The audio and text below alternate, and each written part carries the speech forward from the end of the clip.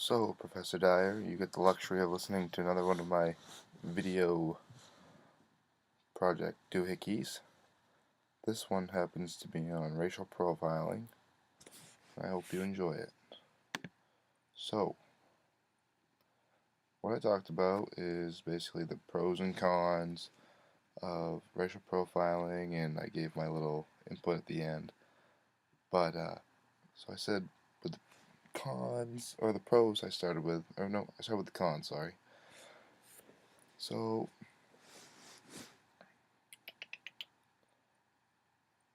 they basically threw up that there's two sides to each story, and in order to pick a side, you need to know both. So, after doing my deep research, I looked around and noticed that there were good sides and bad sides to it. So, this first side is that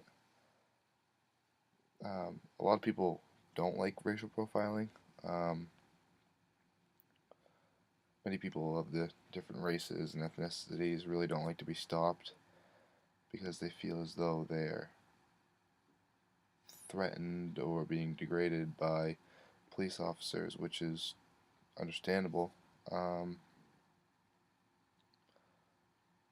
so,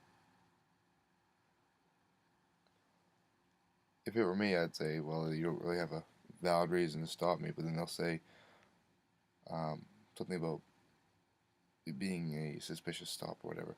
But what happened was, on one instance, there was a woman that actually had 4 kids in her car. She was pregnant, and she was due to have her baby in like 3 to 4 days. Excuse me. So the officers took her in, made her go to the hospital, and then handcuffed her to the bed, and made her have her baby. And then they took her baby away for a day or two until she got out. And she didn't think, and the reason they arrested her is because she didn't have a license. Now that's kind of fishy to me. I feel like um, they must have had some other reason to arrest her, but apparently she had a license, just never with her. So she considered that racial profiling. Another thing was talking about a man named Ron Scott, and he was saying that he was sitting in front of his house at one day, and the police came out and pointed a gun right to his head and said, there was a store robbery, and I guess he was accusing him of doing it, and he said, well, this is my residence, I've been here the whole time. And so the police officer was very apologetic and hoped he wasn't going to tell, his supervisors or anything like that. So, really, police officers just need to, be careful when they're doing things like this. They need to kind of stop and think. They can't just, go and jump into things, jump down people's throat and be like, listen, you need to tell me this, that, the other thing because you're this color. People pick up on it pretty easily. So I went to the pros, and I had um, the privilege of interviewing good old officer Eric Susi from the Home Police Department, and I was asking him. I said, "So, Eric," I said, "do you find that racial profiling is a good tool to use?" And he said to me, and he says, "I wouldn't consider it racial profiling. I'd consider it profiling." He said, "We do it. Most people do it every day." So I said, "Well, what's your view on it?" He said, "Well, I don't." He said, "Cops profile every day. You pick and choose your car, and you go for it." And he said, "In Maine, yes, black people do stick out because the ratio is different between Caucasian and black people and Hispanic people and so on and so forth." So I said, "Do you think it's a good tool?" And he said, "Yes, I think it's a good tool. And if it ain't broke, don't break it." A very common Susie line.